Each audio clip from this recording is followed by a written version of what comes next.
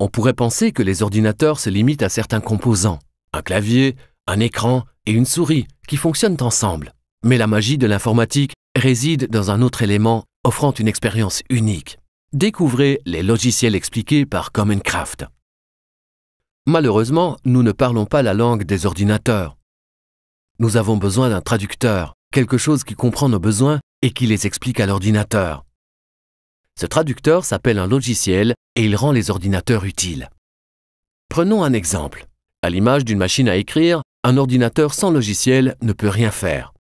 En ajoutant un logiciel, l'ordinateur prend vie, devient facile à utiliser et peut répondre à vos besoins. Les ordinateurs possèdent deux types de logiciels, un système d'exploitation et des programmes.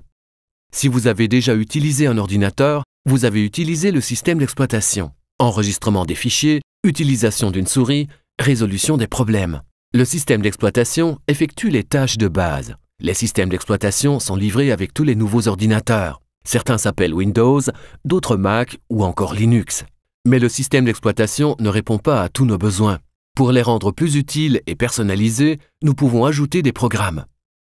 Par exemple, pour modifier une photo, vous pouvez ajouter un programme conçu à cet effet. Pour concevoir une maison, vous pouvez ajouter un programme permettant de consulter les différentes perspectives d'une maison. En ajoutant et supprimant des programmes, l'ordinateur s'adapte exactement à vos besoins. Et l'ajout de nouveaux logiciels est très simple. Vous pouvez les acheter dans un magasin ou les télécharger sur Internet. Pas besoin des conseils d'un ingénieur. Pour lancer les programmes installés, il suffit de cliquer sur leur icône. Mais qu'est-ce qu'un programme? Que se passe-t-il lorsque vous le lancez? Pour mieux comprendre, il faut savoir que les ordinateurs sont conçus pour suivre des instructions. Un programme peut se résumer à une simple liste d'instructions que l'ordinateur exécute à la lettre. En lançant un programme, l'ordinateur se met au travail et exécute les instructions jusqu'à ce que le programme soit prêt à l'emploi. La possibilité d'ajouter et de supprimer des programmes permet de personnaliser un ordinateur en fonction de son utilisateur. Donc, récapitulons. Il y a les systèmes d'exploitation pour les fonctions de base et les programmes pour une personnalisation de l'ordinateur. C'est ce savant mélange qui rend les ordinateurs si utiles. Et ces logiciels ne se limitent aux ordinateurs de bureau. Prenez votre téléphone portable.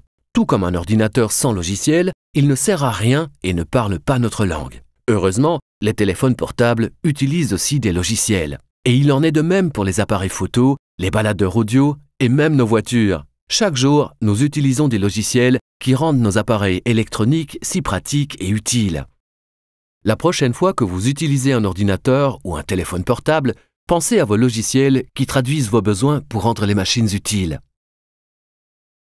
C'étaient les logiciels expliqués par Common Craft.